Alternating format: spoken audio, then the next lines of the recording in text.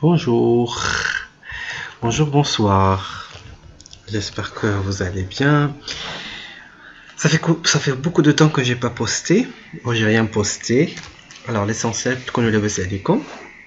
Donc je vais partager avec vous, en fait, un dossier concernant justement la législation du travail.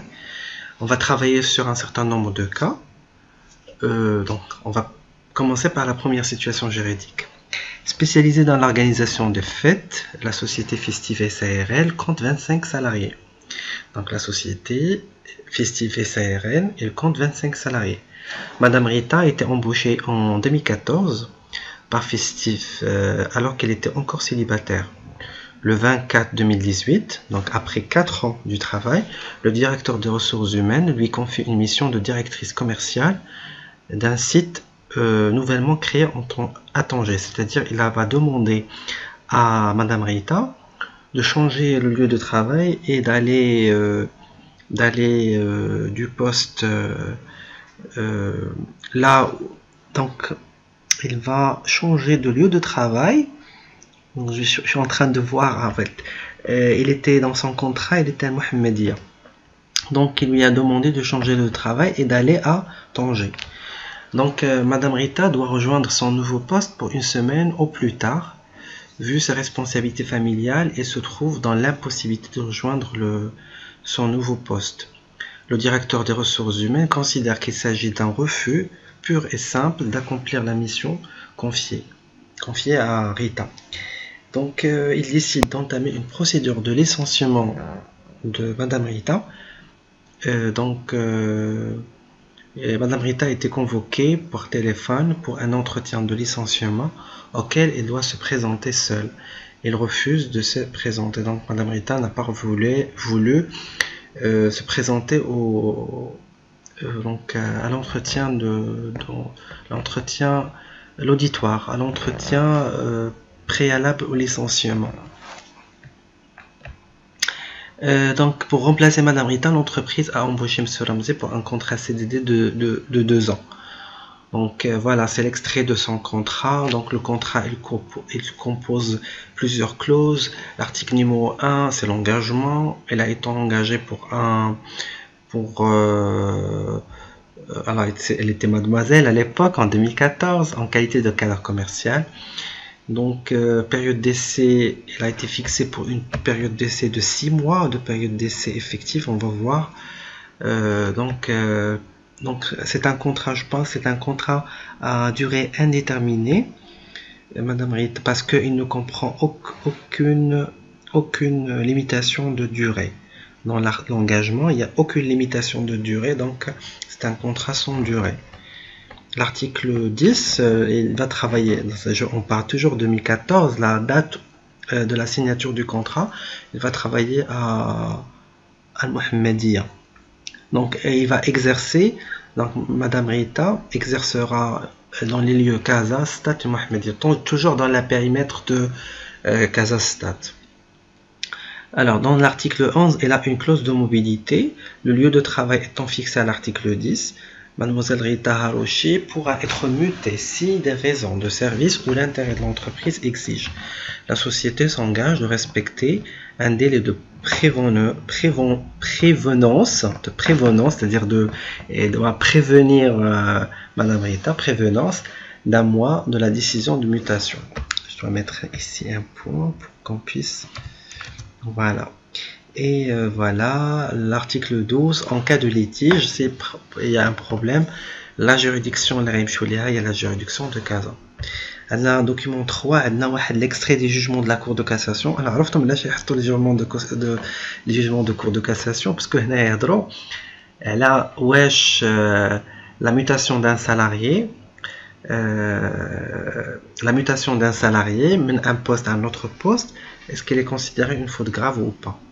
Donc, parce que le code du travail, en fait, un article explicite qui est la mobilité, c'est-à-dire le fait de changer le lieu de travail lorsque l'intérêt de l'entreprise se présente. Mais la Cour de cassation, il a statué dans tout ça. La Cour de cassation des jurisprudences. Donc c'est la jurisprudence, il y a la Cour de cassation. Donc des arrêts, les arrêts de la Cour de cassation. C'est une source de droit, la jurisprudence est une source de droit. Donc, la première année, la jurisprudence, c'est une source indirecte de droit, où la jurisprudence, ce sont l'ensemble des décisions rendues par la Cour de cassation. Les décisions rendues par la Cour de cassation, ça s'appelle des arrêts. Voilà, la mutation du salarié dans une autre ville, sans que cette mutation ne lui soit bénéfique, n'est prévue en contrat de travail si mécanisme la clause mobilité, le contrat de travail, où le salarié il a refusé. Donc le refus du salarié d'intégrer son nouveau poste ne constitue pas une faute grave justifiant son licenciement. Ou le cas contraire, oui. يعني بحال l'arrêt de Cour de cassation qui dit que le salarié il a refusé de changer son lieu de travail alors que dans son contrat il a une clause de mobilité. Le refus il est considéré comme une faute grave qui pourrait justifier son licenciement pour faute grave. ولكن في حالة لا ما كانش une clause de mobilité, le refus de salarié là, il est légitime.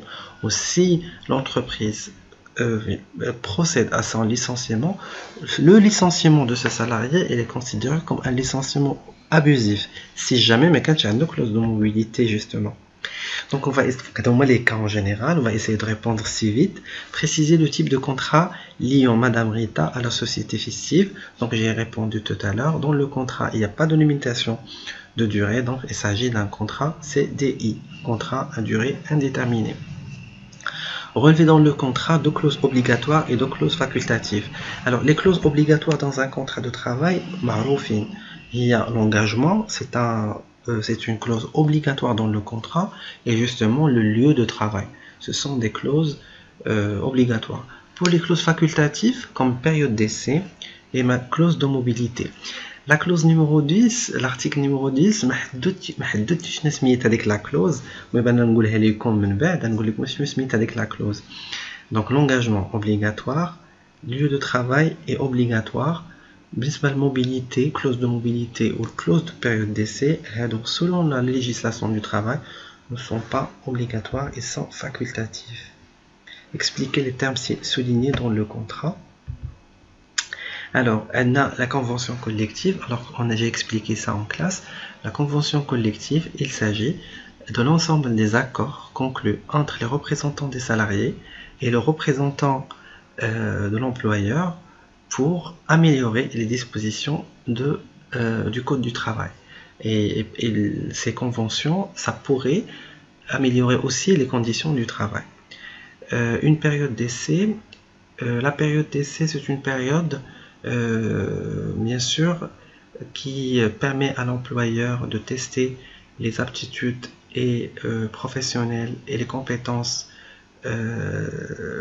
techniques et comportementales du salarié, et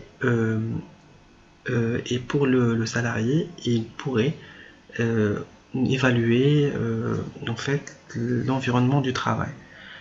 Pendant la période d'essai, en fait, chaque partie pourrait rompre rompre le contrat d'une manière unilatérale, sans préavis ni indemnité. Mais toutefois, si le salarié est passé une semaine au niveau pendant cette période d'essai, s'il a passé une semaine, il a le droit d'être averti auparavant, c'est-à-dire il a le droit d'un préavis, soit de 2 jours ou de 8 jours. 2 jours, c'est les payés à la journée, à la quinzaine ou à la semaine, et 8 jours, c'est les payés au mois. Donc, la période d'essai, c'est une période qui précède l'activité du contrat du travail, c'est-à-dire la période c'est plutôt une période de test. Mais une fois la période d'essai va terminer, le contrat devient effectif et va produire des obligations pour les deux parties du contrat. Voilà. À partir du document 3 nommé cette source de droit, j'ai expliqué, il s'agit de la jurisprudence parce que j'ai dit que la jurisprudence sont l'ensemble des décisions rendues par la Cour de cassation de Rabat. Les décisions rendues par la Cour de cassation, ça s'appelle les arrêts. Alors, juger de la légalité de refus de Madame Rita de rejoindre le nouveau lieu de travail. Rita, en vertu de son contrat, Rita, il a accepté de signer un contrat comportant une clause de mobilité.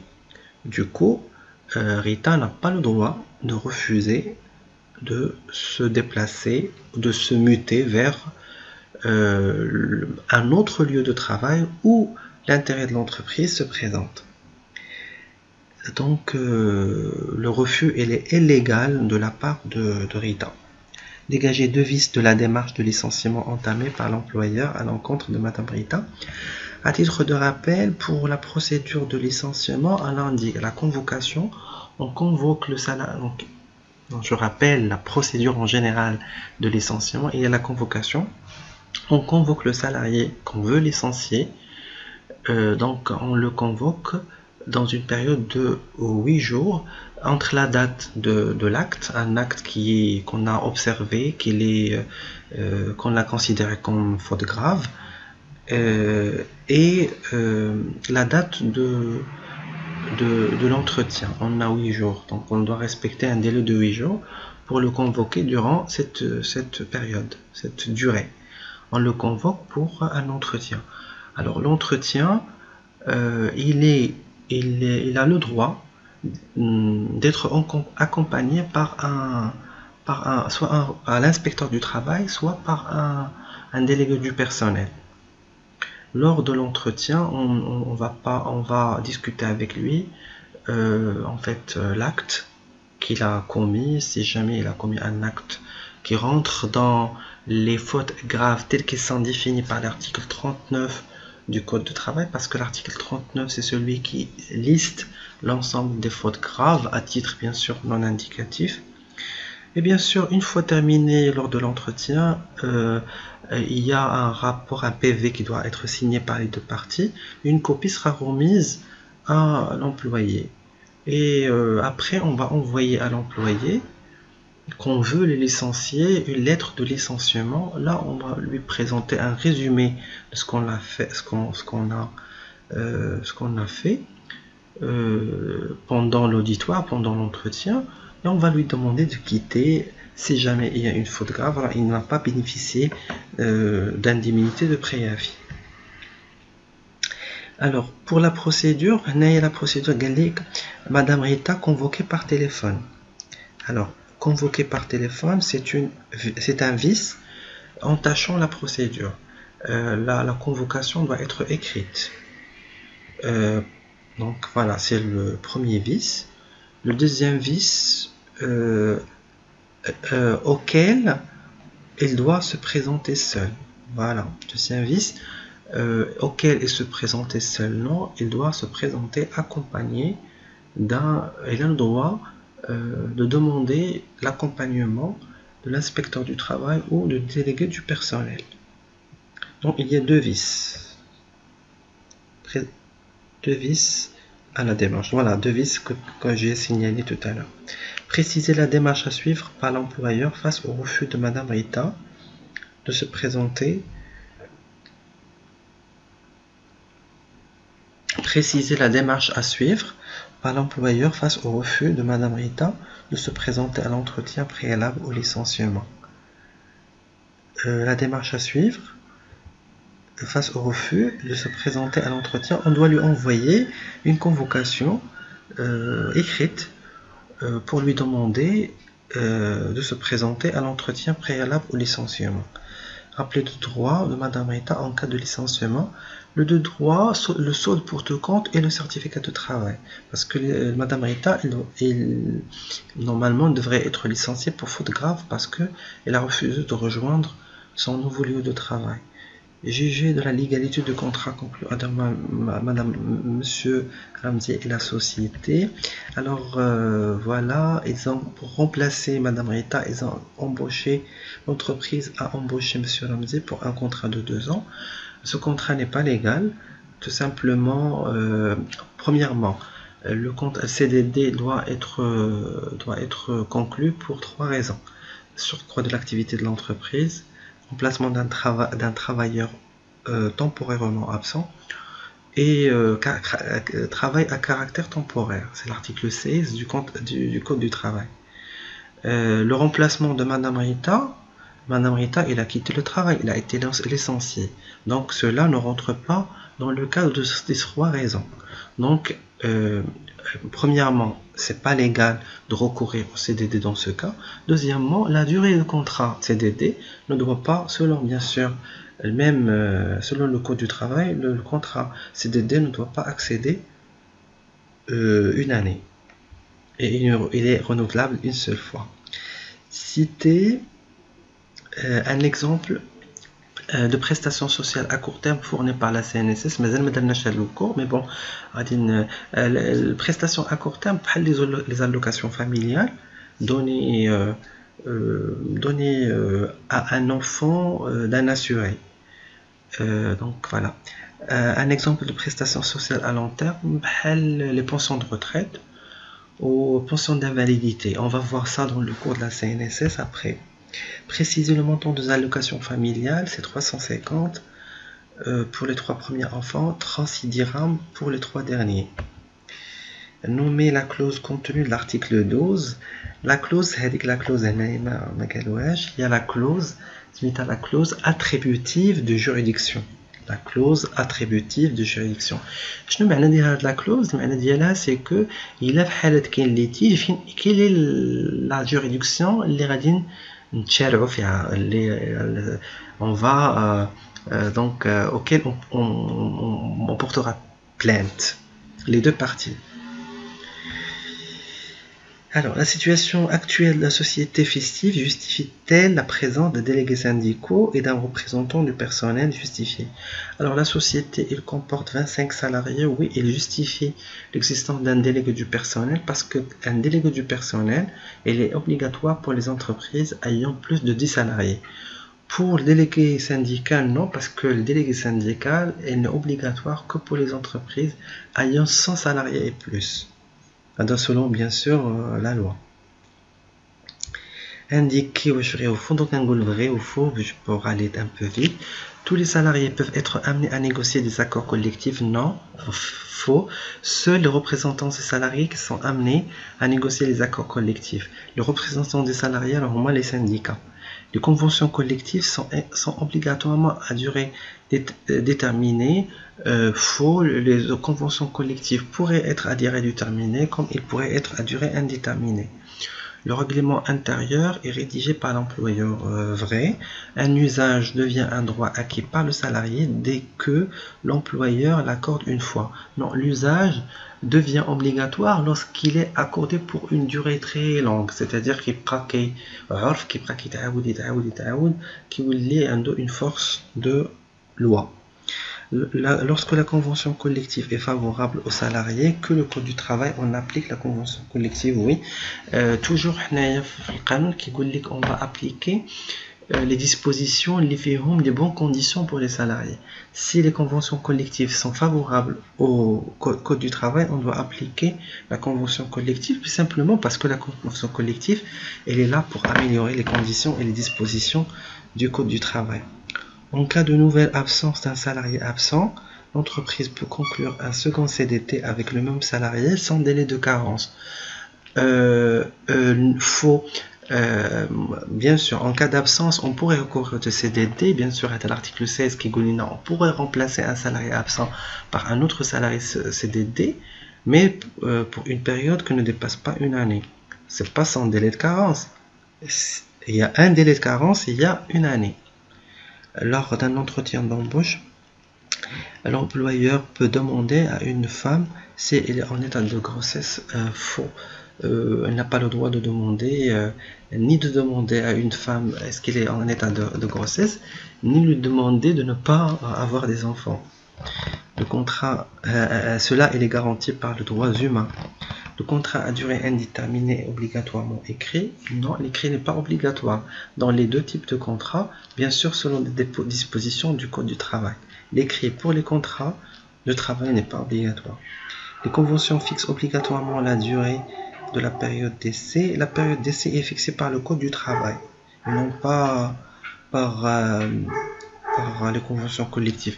Les conventions collectives pourraient fixer des durées inférieures aux durées fixées par le Code du travail. Mais le Code du travail, il fixe la durée maximale à ne pas dépasser, comme par exemple des CDD inférieurs à 6 mois, 1 mois, à 15 jours. Pour les CDD supérieurs à 6 mois, c'est 1 mois, et ainsi de suite. Une salariée qui s'est vue refuser une augmentation de salaire décide de se mettre toute seule en grève. Le droit de grève étant constitutionnel, l'employeur le peut sanctionner. Alors, donc une salariée ne peut pas décider انها تدخل في grève بوحدها. Alors, si elle دخلت grève بوحدها, ça pourrait être considéré comme une absence qui pourrait justifier son licenciement s'il dépasse 8 demi-journées consécutives ou bien 4 jours consécutifs, parce que ça serait sans justification. Donc la grève, il doit être bien sûr organisée par le syndicat, même s'il est constitutionnel. Voilà, j'espère que c'est clair. Donc bon courage.